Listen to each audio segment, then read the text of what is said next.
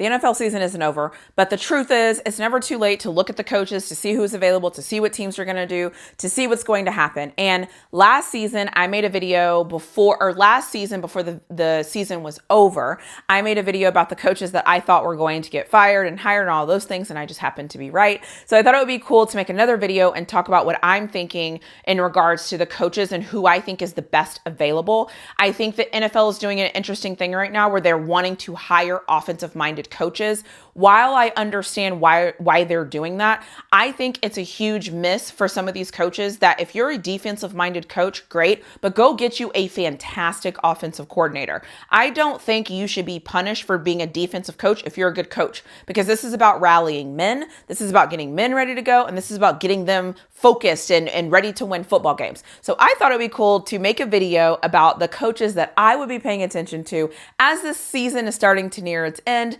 of the top available coaches that somebody needs to go get, because I think they will be great to lead these football teams. Not all of these coaches are available, but some of them are available, and I think they all should find homes as soon as the season is over, because I think they have a lot of potential. So let me get into the other side of this video.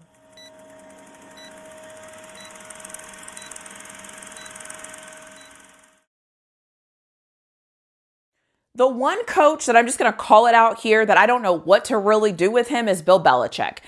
Nobody would ever say Bill Belichick is not a good coach. I think that the way Bill Belichick does things is different than a lot of people. And so I think Bill Belichick would be great for an organization that almost needs a reset, that needs somebody that can come in, that will garner respect, that will garner trust too, that will really take time to build what you have. I don't know if Belichick is a builder or if he got lucky with Tom Brady and so he was able to build around Tom Brady. I don't really know. But if you're an organization, why not take a chance on Belichick? The Panthers hired a coach last year, so I don't see them really taking a chance on Belichick. The Jets are this weird organization that sometimes I don't really know if they know what they need, so there's that. The Giants could probably benefit from Bill Belichick if they're willing to hand over the reins to him. The Chicago Bears can benefit from a Bill Belichick just to come in and give a reset. So for me, I don't really know what to do with Belichick, but if you're going to look to do a restructure or a rebuild or whatever, I think Bill Belichick is your guy. I don't know where I think he should go, but I think he should be your guy, and I'll just leave that where it's at. The other person I think will be a great head coach somewhere is going to be Mike Vrabel. I know that Vrabel is a defensive guy. And like I said at the top of this, I know a lot of teams are really looking into getting in an offensive guy. But I think having Mike Vrabel on your coaching staff, being your head coach, I think he provides a level of stability, and I think he provides a level of discipline. I know his players like him. Nobody has a bad thing to say about him. And I think that he would be a great head coach for some of these franchises that, quite frankly, they're just all over the place. I don't know what they're doing, and I don't think they know what they're doing either. At least Vrabel has been to the playoffs. He's led a team to the playoffs. He's won some playoff games. He beat Patrick Mahomes in Tennessee. So I think Mike Vrabel is a great coach and that can go somewhere that's great. I do think that you cannot allow Mike Vrabel to call plays. I think if he wants to call the defense, great. I don't think I would want him as my defensive coordinator because I want him to be my head coach because I like the way he leads people. I think he's great. So he is number one on my list. I don't know if he's like number one on my list, like he needs to go first, but he's definitely on my list. So I'll say that. The second person on my list is Robert Saleh. Obviously, being fired from the Jets, that was not his problem. The Jets are a dumpster fire, even if Jets fans don't want to admit they're a dumpster fire. But the one thing he had was that defense looking great. And so if you're in the NFL and if you're in the NFL actually and you have a great offensive coordinator, but you need a head coach, Robert Saleh is going to be a great head coach for an organization that's going to understand what he brings to the table. I think people like Saleh get bad names because they're quieter and they're there to lead defense and be powerful in the defensive sense. And because this league has turned into an offensive league, we forget the importance of defense. But I like that he's available. I like that some team is going to be able to get a great defensive-minded head coach. And I think that's going to be good for them. And mainly because I think a lot of these teams, in my opinion, I also am a little bit old school in this way. I think a lot of times your defense dictates your teams. Your defense really gives you the attitude of the team, right? Like if you get a defense that's solid, that hits hard, that's physical and does all those things, and they can do what they're supposed to do, the offense usually comes along and does that. Now, you will say, well, then what happened in the Jets? The Jets have an Aaron Rodgers problem. The Jets should have never gotten Aaron Rodgers. Aaron Rodgers is going to pull down the Jets as long as he possibly can. I don't blame that on Robert Saleh, but I think he's a good coach. He's a great defensive mind. I think he's going to be a good get, especially if he goes to a good organization. Specifically, he could go somewhere to like a Jacksonville or something like that. Like I think he would do really good in Jacksonville. That's my opinion. Obviously, Mike Vrabel will be really good in Jacksonville as well. I kind of think Vrabel would also be good at the Jets. If the Giants let go of their coach, I could see Vrabel going there. So again, a lot of just different moving parts depending on who gets fired and who doesn't. I don't want to speak anybody getting fired into this video, but I'm just putting out the people that I think based on the things that I'm seeing. So Mike Vrabel is one guy.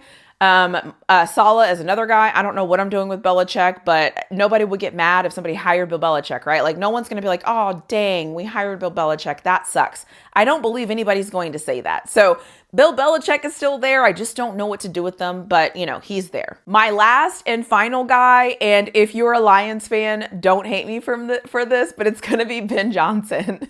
Ben Johnson, for those of you that don't know, is the Detroit Lions offensive coordinator. And I think he is primed to get a head coaching job. I know that this year, the Lions, all their coaches were with them last year. I know that those coaches all went and did interviews and went and did the things and whatever. But I think after this year, I think Ben Johnson needs to leave and I think he needs to go be a head coach somewhere. The good thing about Ben Johnson is he is an offensive coach and he is exactly what the NFL likes. They like these offensive coaches. They like these offensive minds that can go to a team and really move the offensive line without moving the offensive line that can move the offense along without having a great quarterback. I'm not here to argue with you about Jared Goff, if he's a great quarterback or not. He does the job. Whatever. I'm going to leave it at that. But I think that Ben Johnson is primed to go get a head coaching job. My only concern with him getting a head coaching job is sometimes when these great offensive coordinators go become head coaches, they kind of lose their ability to do what they used to do on the offensive side of the ball because now they have to focus on the defense. So I really need, if Ben Johnson goes and gets another job somewhere, I really need him to focus on hiring a great defensive coordinator so that he doesn't have to really do all the stuff for the defense. They can get a solid guy in, he can trust that guy, and that guy can go build for him. I also think it might be great if he went and got some type of another offensive guy that can kind of also see what he's seeing on the offense, but I'll just leave it at that. These are the 4 guys that I think are best available as of right now to take on an NFL team next year. Obviously, I think if I had to make a list and put them in order, I would think Ben Johnson would have to be first just because he's an offensive coach and that's what a lot of organizations want is an offensive coach. So I'll give Ben Johnson that. And then for me personally, I would say Mike Vrabel. Anytime I see coaches kind of step away from the NFL for a year and then come back into the NFL, there's something about them. I just like that. I like when they take a break because I think when they come back, they're kind of like the best version of themselves because they've missed it and things like that.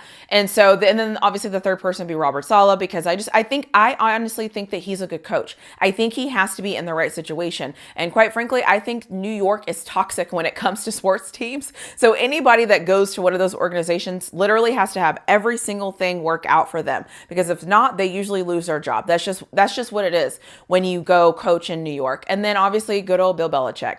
And this is not a knock on Bill Belichick. I just don't know where to put him. I just don't know where I would rank Belichick. But like I said, if you go hire Bill Belichick, I don't think any fan base is going to be upset to have Bill Belichick on their, and sometimes my hair gets so close and it starts crowding my neck and I can't breathe. And so I have to move it so I can breathe because it starts to get hot. Anyways, sorry, this is a total distraction. Those are my 4 coaches that I think should be looking at getting a phone call and getting interviews as we head to the end of this coaching season or the NFL season if they haven't already. I know how this works. I know that people are being reached out to already. I got it.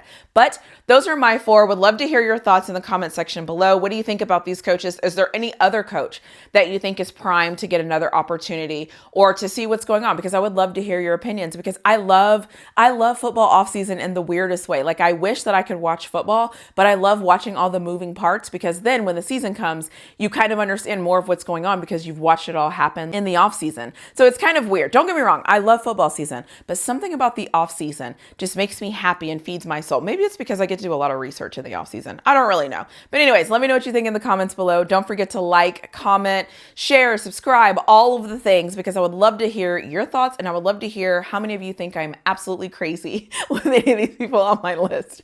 But anyways, I'll see you in my next video.